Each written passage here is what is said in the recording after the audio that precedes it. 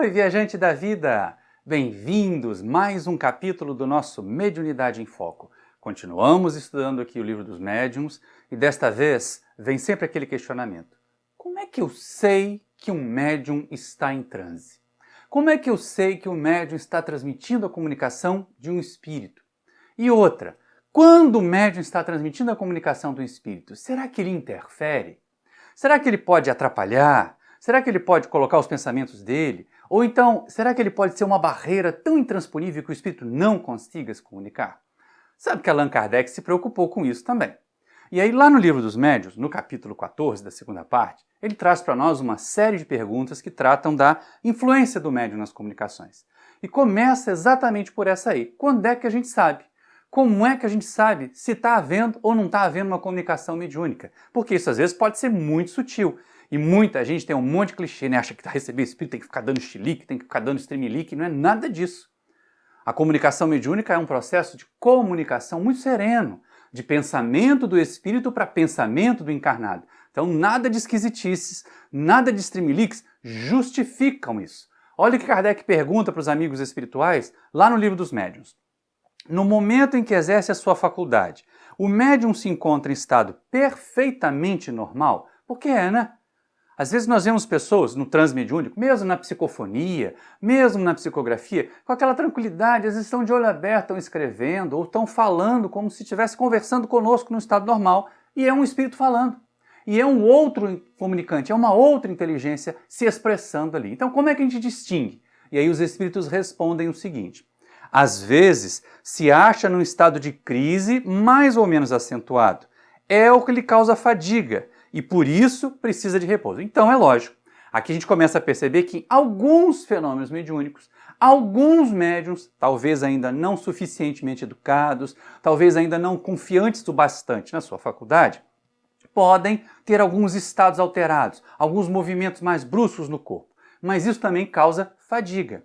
Isso causa um desgaste além do necessário. Daí a necessidade desses médiuns fazerem repouso, algumas vezes até de ter a mediunidade suspensa, como nós vimos em capítulos anteriores, da perda ou suspensão da mediunidade, por causa desse desgaste excessivo. Mas o normal é isso que o Espírito vai dizer para Kardec aqui agora, olha só.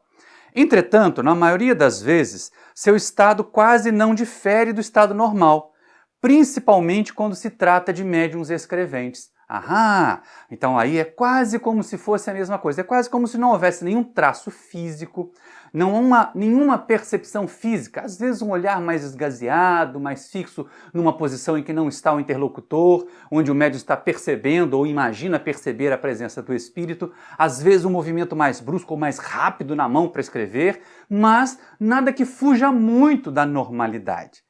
E aí vem aquela questão, mas então, se não tem nenhum traço material, se não existe nenhuma característica material que me permita saber quando é espírito, quando é um médium, será que alguns médiums podem transmitir o seu próprio pensamento? Podem transmitir eles mesmos a comunicação? E aí a gente tem que ter um cuidado danado.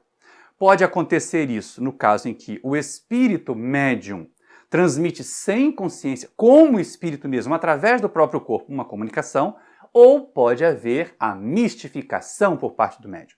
No primeiro caso é o animismo, no segundo caso é grave, é mistificação, é enganação, é alguém fazendo-se passar por um espírito que não está ali. Então quando Kardec pergunta sobre isso lá no Livro dos Médiuns, ele vai buscar essa resposta para que a gente possa realmente balizar, saber o que está acontecendo. Olha só, as comunicações escritas ou verbais também podem emanar do próprio espírito encarnado no médium? E aí eles respondem: a alma do médium pode comunicar-se como a de qualquer outro. Se goza de certo grau de liberdade, recobra suas qualidades de espírito, porque, ficais sabendo, entre os espíritos que evocais, alguns estão encarnados na terra. Eles então vos falam como espíritos e não como homens. Por que não deveria acontecer a mesma coisa com o médium? E aí é uma questão que a gente tem que estar atento. Aqui o que os espíritos informam a Kardec é a respeito do animismo. Não da mistificação, hein, gente? Quando o espírito encarnado no médium transmite a comunicação, transmite os seus próprios pensamentos, mas de forma inconsciente, como se fosse uma comunicação mediúnica, apesar de ser influência do médium, o próprio espírito do médium transmitindo. Na mistificação, há má fé. Na mistificação, há interesse de enganar. Na mistificação, há interesse do médium, que está fazendo sabendo, em se substituir ao espírito, para não parecer que ele não está recebendo comunicação, para não parecer que a mediunidade dele desapareceu. Então é importante a gente estar atento a isso. E um detalhe nessa resposta que me chamou a atenção é o seguinte: muitos dos espíritos que eram evocados naquela época de Kardec, que se comunicavam, estavam encarnados. E mesmo encarnados, eles não respondiam como a personalidade encarnada. Eles respondiam como um espírito, como alguém que estava além da matéria. Respondiam com o espírito, com os conhecimentos que o espírito tinha, que são mais amplos frequentemente do que aqueles limitados pela matéria que nós somos capazes de manifestar. Então, quando isso acontece, é uma questão interessante. E aí fica aquela história, mas se pode? Se o espírito do médium pode se comunicar no lugar de um espírito desencarnado, como é que eu vou saber quando é um, quando é outro? Como é que eu vou saber a diferença? Kardec também fez essa pergunta, só não fez desse jeito minerado. E ele pergunta assim, olha só: como distinguir se o espírito que responde é o do médium ou outro? E aí os amigos espirituais trazem para nós a informação que a gente precisa. Por isso a necessidade de estudar, e mais ainda, por isso a necessidade de todos nós médiums, você, eu, de nos estudarmos, para conhecer como são os nossos pensamentos, o que nós sentimos. Quando vier uma comunicação expressando exatamente esses pensamentos, esses sentimentos, a gente ficar mais alerta. Porque pode não ser uma comunicação de um desencarnado, pode ser a nossa própria manifestação, o nosso próprio pensamento. E a resposta dos espíritos vai na seguinte ordem, olha só: pela natureza das comunicações, estudai as circunstâncias e a linguagem e distinguireis. É principalmente no estado de sonambulismo ou de êxtase que o espírito do médium se manifesta, porque então se encontra mais livre. Então, olha só, aqui a gente está falando de animismo. No estado de êxtase, no estado de sonambulismo, que nós já estudamos antes, em que há aquele desprendimento maior, um afastamento maior da consciência do médium em relação ao corpo físico, pode acontecer a manifestação do próprio espírito do médium. Mas é importante estudar o quê? Estudar a linguagem, estudar a maneira de pensar, conhecer a maneira de pensar do médium para ver se ela não é um reflexo disso. E aí entender que mesmo no estado sonambúlico, mesmo no estado de êxtase, pode acontecer uma comunicação autêntica. Mas no estado mais normal, no estado de comunicação mediúnica, como numa psicografia tranquila, como numa psicofonia mais normal, a gente vai perceber que o espírito deixa detalhes de que é uma entidade distinta, de que é uma inteligência distinta da do médium. Mas os espíritos continuam ainda com a resposta. Olha só, no estado normal é mais difícil. Aliás, há respostas que não se podem atribuir a eles de modo algum. Então, olha que coisa interessante, né? Quando nós conhecemos o médium, quando nós nos conhecemos, viu, médiuns? Nós que somos médiuns, precisamos nos conhecer. Quando nós nos conhecemos e vem uma comunicação com um pensamento que não é exatamente o nosso, a gente entende, pode ser um espírito. Sempre pode, né? A garantia a gente tem que estar sempre buscando na qualidade da comunicação, muito mais do que no nome que é assim embaixo. Então a gente vai perceber, pode ser. Agora, quando vem igualzinho, escrito aquilo que a gente pensa, a gente tem que estar muito alerta. Opa, isso aqui pode ter sido um momento de vigilância meu, pode ter sido um momento de animismo. E aí, com o momento de animismo, eu tenho que estar atento para não transmitir coisas equivocadas, para não transmitir ideias que violem a proposta da doutrina espírita de buscar o conhecimento da verdade. E nessas questões, então, a gente começa a perceber, o espírito do médium pode transmitir mensagem. E aí muita gente acha, isso eu acho terrível. Muita gente diz assim, se é mediúnico é bom, porque veio do mundo espiritual. Se é um autor encarnado, eu não acredito. E há autores encarnados que são reflectores, que ficam pensando, que meditam os conhecimentos, que desenvolvem um bom senso e trazem textos muito oportunos. E há espíritos desencarnados que são muito doidivanas, que são muito atrasados.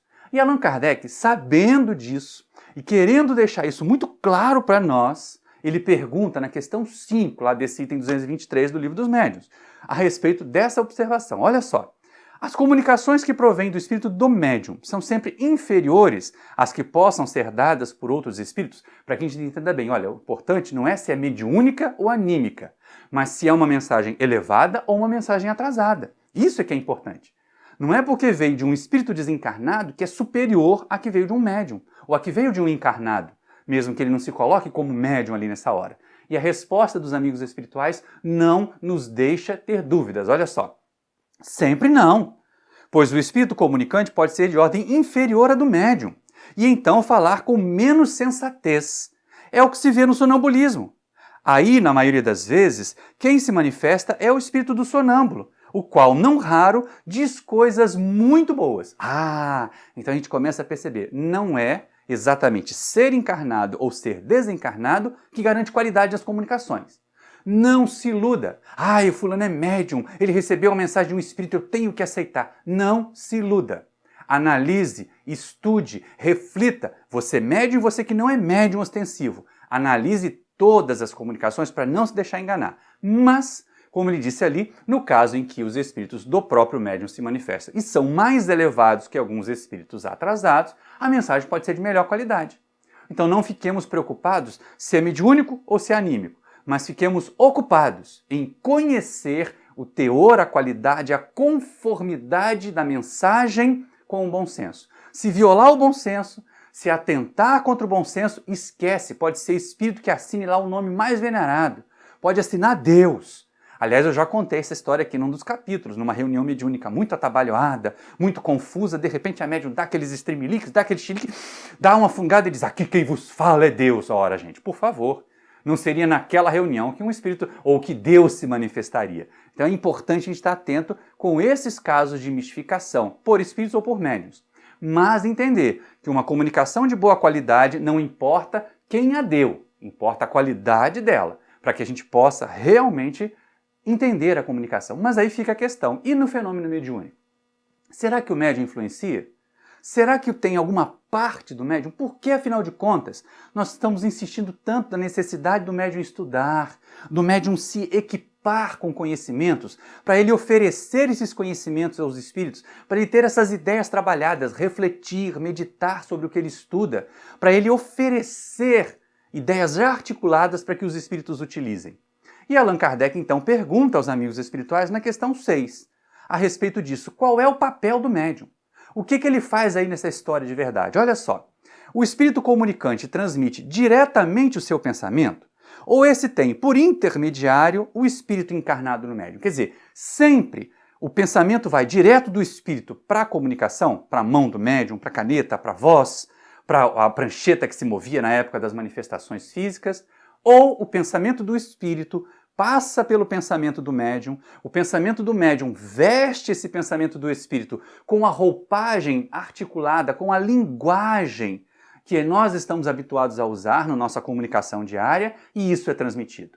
E aí os espíritos respondem, olha só, o espírito do médium é um intérprete, porque está ligado ao corpo que serve para falar, e por ser necessária uma cadeia entre vós e os espíritos que se comunicam, como é preciso um fio elétrico para transmitir uma notícia a grande distância, desde que haja na extremidade do fio uma pessoa inteligente que a receba e retransmita. E essa é uma questão importante.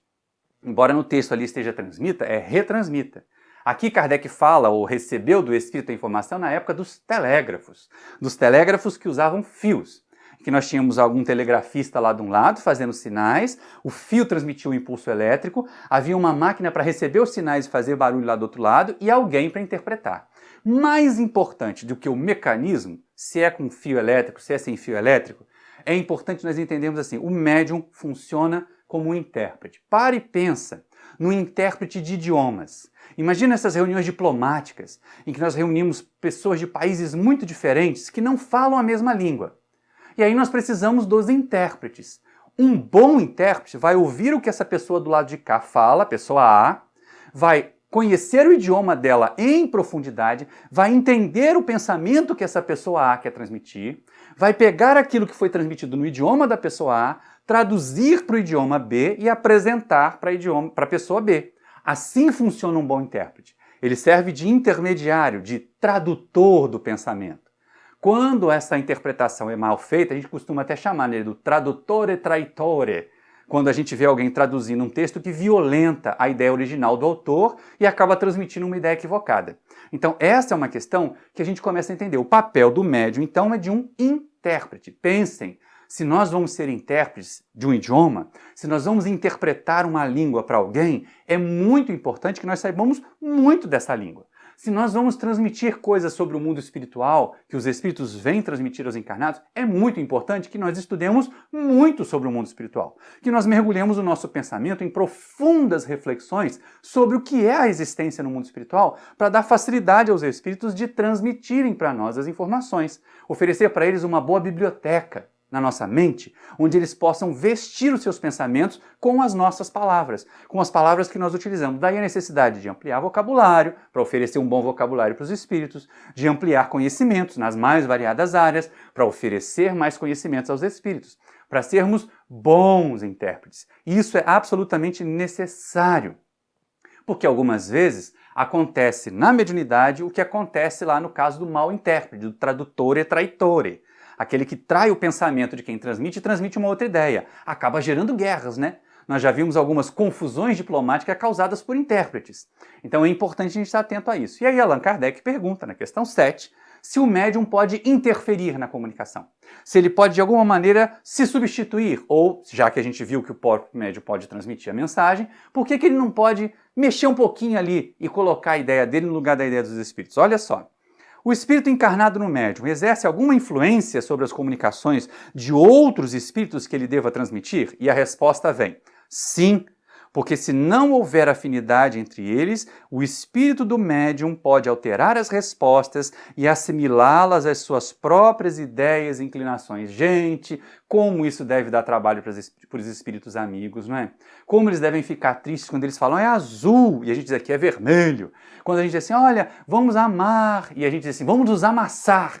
Eles devem ficar muito contrariados quando nós não transmitimos bem, por essa falta de sintonia. Ou porque nós temos pré-conceitos. E aí, na mediunidade consciente, quando vem um pensamento que viola os nossos pré-conceitos, a gente nega esse pensamento do espírito e coloca o nosso no lugar. Eu já vi isso acontecer, às vezes, até em situações daquelas mais equivocadas, em que o médium substitui a sua própria ideia, dizendo que é um espírito que está comunicando. Aí é mistificação, não é fenômeno mediúnico. Mas o espírito prossegue. O médium afeta a mensagem. O médium afeta a interpretação do pensamento, mas ele não muda o pensamento do espírito. Olha só. Porém, não exerce influência sobre os espíritos comunicantes, autores das respostas. É apenas um mau intérprete.